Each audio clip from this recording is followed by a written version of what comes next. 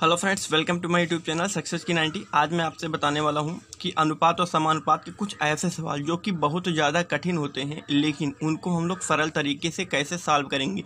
तो चलिए वीडियो को स्टार्ट करते हैं, देखते हैं क्या है क्वेश्चन नंबर 1 आपकी स्क्रीन पर है कि लिखा हुआ कि एक पेटी में 1 दर्जन शीशे थे। पेटी के गिरने पर टूटे हुए तथा बिना टूटे हुए शीशों का अनुपात क्या होगा। अब एक चीज़ समझेंगे, एक दर्जन का मतलब होता है 12। एक दर्जन का मतलब होता है 12। अब टूटेंगे क्या, इसी के अनुपात में कहीं ना कहीं रहे होंगे। ठीक है, इसी के अनुपात में कहीं ना कहीं रहे होंगे। ठीक है, तो ऑप्शन में अगर हम लोग बात करें, तो अगर ऑप्शन की बात कर लें तो ऑप्शन में जो जो चीज़ है वो चीज़ आपको बता देते हैं। 2:1 लिखा हुआ है, ठीक है, और 3:1 लिखा हुआ है।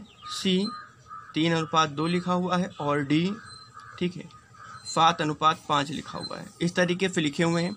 अब बताना है क्या अनुपात नहीं होगा। ठीक है, यहाँ पर लिख लेंगे नहीं होगा। तो एक चीज़ समझेंगे, देखिए 3 और 2 और 3 मिल करके कितना हो जाएगा, 2 और 1 मिल करके 3, और 3 से 1 कट जाएगा पूरी तरीके से, तो ये होगा। 3 और 4 मिल करके ये काट देगा तो ये होगा। लेकिन 3 और 2 मिल करके 5 हो जाएगा, जो कि 12 को विभाजित पूरी तरीके से नहीं करेगा। इस तरीके से हमारा क्या हो जाएगा, 3:2 आंसर हो जाएगा। ठीक है, ये बहुत ही बेहद आसान सा सवाल था। चलिए अगले क्वेश्चन की ओर चलते हैं। हुआ है कि 2 संख्याओं का अनुपात 4:5 है। यदि पहली संख्या में 20% की वृद्धि तथा दूसरी संख्या में 20% की कमी कर दिया जाए तो प्राप्त संख्या का अनुपात क्या होगा। बहुत आसान सा क्वेश्चन है, लेकिन अगर आप लोग थोड़ा भी स्ट्रेच करेंगे, दिमाग पे अगर जोर डालेंगे तो कठिन हो जाएगा। कैसे करना है, यहीं से कहानी बनाना है। ये पहली और दूसरी संख्या का अनुपात 4:5 है। मान लेंगे जो पहली संख्या है वो दिया गया 4x और जो दूसरी संख्या है वो दिया गया है 5x। ठीक है, अब पहली संख्या में 20% की वृद्धि कर दी गई, तो पहली संख्या में वृद्धि का मतलब है कि 100 में उतना ज़्यादा कर दो, तो 120% कर दिया गया। और दूसरी संख्या में कहा गया है, ठीक है, दूसरी संख्या में कह दिया गया है कि 20% की कमी कर दी गई, तो 100 से हम 20 घटा देंगे तो 80 हो गया। फिर प्राप्त संख्या का अनुपात, अनुपात का मतलब होता है दोनों को ऊपर नीचे रख लेंगे।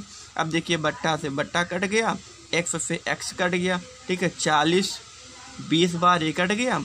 ठीक है, और 1 0 से 1 0 ये कट गया, और 2 1 कम 2 2 6 12 हो गया। तो आंसर क्या हो गया, 6/5। अगर अनुपात में इसको लिख लें तो 6:5 हो गया इसका। तो ये हो गया प्राप्त संख्या का अनुपात। ठीक है, क्वेश्चन समझ में आ रहे हैं सभी को। चलिए अगले क्वेश्चन की ओर चलते हैं। देख लेते हैं कि लिखा है कि 2 संख्याओं का अंतर योगफल तथा गुणनफल का अनुपात, यानी योग अंतर हमारा 1 है, योगफल हमारा 7 है। ठीक है, और गुणनफल हमारा कितना है, 24 है। यानी कोई संख्या एक ऐसी लेना है जिसका अंतर, अब यहाँ पर हम लोग हर चीज़ को समझेंगे तो आंसर करेंगे। देखिए अंतर, ठीक है, योग और गुणा, ये कितना होना चाहिए, 1:7:24 में है। यानी अंतर 1 है तो योग हमारा 7 है और गुणा कितना है, ठीक है, गुणा हमारा है 24। अब एक चीज़ समझेंगे, ठीक है, अब यहाँ पर हम लोग ऐसे कुछ संख्या लेंगे, ठीक है, जिसमें अंतर 1 भी आ जाए, ठीक है, और हमारा गुणा 24 भी आ जाए, और योगफल हमारा कितना आ जाए, 7 आ जाए।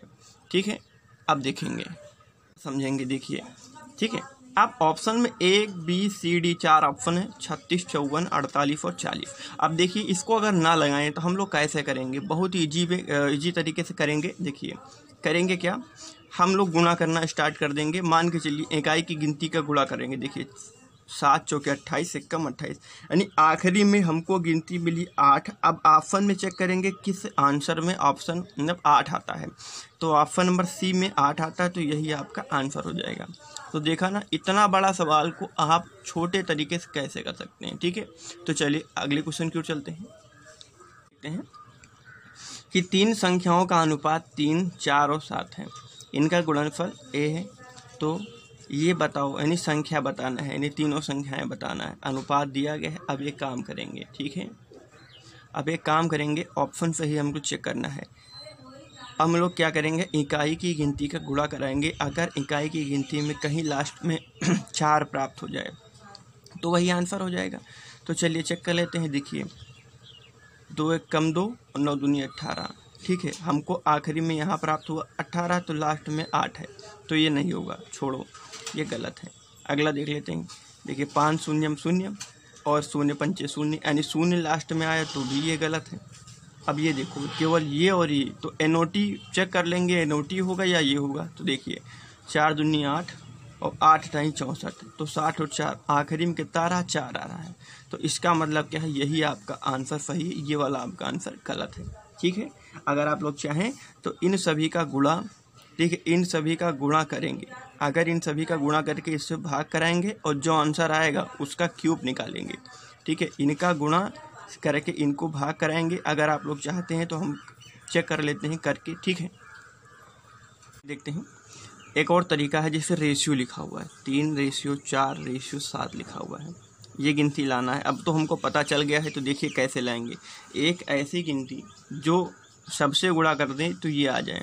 देखिए 3 का पहाड़ा 6 बार, 3 है, 3 का 6 बार, 3 छक्के 18, तो 6 चौके 24 और 6 फते 42। तो इसका मतलब हमारा आंसर एकदम सही है। ठीक है। तो चलिए अगले क्वेश्चन की ओर चलते हैं। हुआ है कि एक संख्या का 40% दूसरी संख्या के 3/5 के बराबर है, तो पहली संख्या व दूसरी संख्या का अनुपात बताएं। बेहद आसान सवाल है। एक संख्या मान लेंगे x का 40%, ठीक, बटे में 100 कर लेंगे, बराबर है दूसरी संख्या के 3/5 के बराबर है। ठीक है। इसको सॉल्व कर लेंगे, 5 दूनी 10 हो जाएगा और 2 दूना 4 हो जाएगा। तो ये हो जाएगा हमारा 2x, ठीक है, = 3y।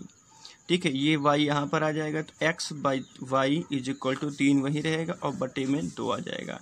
तो रेशियो की अगर बात करें तो 3:2 इसका आंसर हो जाएगा। ठीक है। बहुत ईजी सवाल था। इस तरीके के सवाल आए तो आप लोग इस तरीके से कर सकते हैं, बढ़िया आसानी से कम समय कर सकते हैं। चलिए अगले क्वेश्चन को चलते हैं। प्रश्न आपकी स्क्रीन पर है कि एक विद्यालय में लड़कों की संख्या का 10%, लड़कियों की संख्या का 1/4 भाग है तथा लड़कियों की संख्या का 10%, लड़कों की संख्या का 1/25 है। तो लड़कों व लड़कियों की संख्या का अनुपात बताइए। बेहद आसान सवाल है।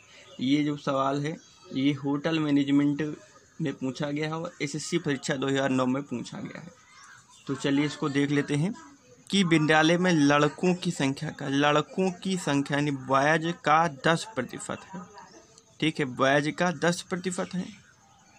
क्या है? लड़कियों की संख्या 1/4 है। ठीक है। अब काट लेंगे, यहाँ से 2, यहाँ से 5 हो जाएगा। ठीक है। अब एक चीज़ समझेंगे, ये वाला ऊपर है तो ये बटे में आएगा, ये ऊपर चला जाएगा। ठीक है। तो देखिए क्या हो जाएगा, B/G = 5/2। रेशियो में कन्वर्ट कर लेंगे, 5:2 हो जाएगा। आप सेकंड स्टेप देख लेंगे। इसका क्या है कि फिर अगला है कि लड़कियों की संख्या का 10%, तो लड़कियों की संख्या का 10%, ठीक है, 10% क्या है, लड़कों की संख्या का 1/25 है। ठीक है। तो 25 चौके 100, ठीक है, 2 दूना 4 हो गया और 2 पंची 10 हो गया। ठीक है। अब यहाँ पर अगला हम लोग देखेंगे, इसको बटे में कर लेंगे तो G/B = हो जाएगा 2/5। यानी यहाँ पर देखो, अगर हम लोग यही रेशियो निकालना चाहें तो ये ऊपर हो जाएगा, तो 5:2 हो जाएगा। तो दोनों तरफ से एक ही आंसर आया, तो 5:2 इसका आंसर हो जाएगा। क्वेश्चन लिखा हुआ है कि 3 कारों द्वारा 1:2:3 के अनुपात में दूरी चली गई और इस यात्रा के समय जो समय लगा है उसका अनुपात 3:2:1 है, तो उनके चालों का अनुपात बताइए। तो सबसे पहले देख लेते हैं कि दूरी का अनुपात क्या है। मान के चलिए पहली कार के द्वारा 1x दूरी चली गई तो x हो जाएगा, और दूसरी कार के द्वारा 2x दूरी चली गई और तीसरी कार के द्वारा 3x दूरी चली गई।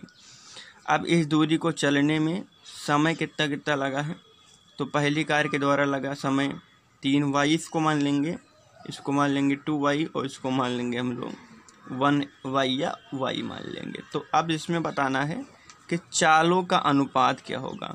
तो आप लोग को मालूम है कि चाल बराबर होता है दूरी बटे समय। ठीक है। दूरी बटा समय होता है। ठीक है। अब अगर पहली दूरी वो पहली चाल कर लेंगे, x/3y हो जाएगा रेशियो। ठीक है। 2x/2y इसका रेशियो हो जाएगा और 3x/y इसका रेशियो हो जाएगा। x ऊपर कट जाएगा, y से y नीचे कट जाएगा, 2 से यहाँ 2 कट जाएगा। तो यहाँ पर बचा हमारा 1/, ठीक है, 1/3 बचा, यहाँ पर बचा 1 और यहाँ पर बचा 3। अब ये बटे में है तो क्या करा देंगे, होल मल्टीप्लाई बाई 3 करा देंगे, सबका 3 से मल्टीप्लाई करा देंगे।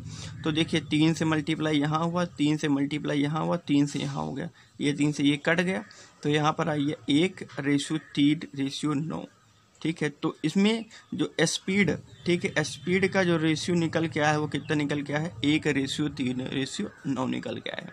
तो दोस्तों ये थे आज के हमारे कुछ क्वेश्चंस जो कि बैंक पीओ या फिर एसएससी या फिर होटल मैनेजमेंट या फिर जो कठिन एग्ज़ाम होते हैं उनमें ये तरीका पूछा जाता है। अगर आप लोग इन तरीक़ों को अपनाएंगे, अगर इस तरीके से लगाएंगे तो आपका समय बहुत बचेगा और क्वेश्चन जल्दी से हल हो जाएगा और दूसरे क्वेश्चन को हल करने में बढ़िया समय भी आपको प्राप्त होगा। तो अगर ट्रिक आपको अच्छी लगी है, ये तरीका आप लोग को अच्छा लगा है तो वीडियो को एक बार लाइक करिएगा, शेयर करिएगा। अगर अभी तक आपने चैनल को सब्सक्राइब नहीं किया है तो चैनल को सब्सक्राइब करके बेल आइकन को जरूर प्रेस करें। चलिए लेता हूँ आपसे विदा, फिर मिलूंगा अगली वीडियो में, तब तक के लिए गुड बाय।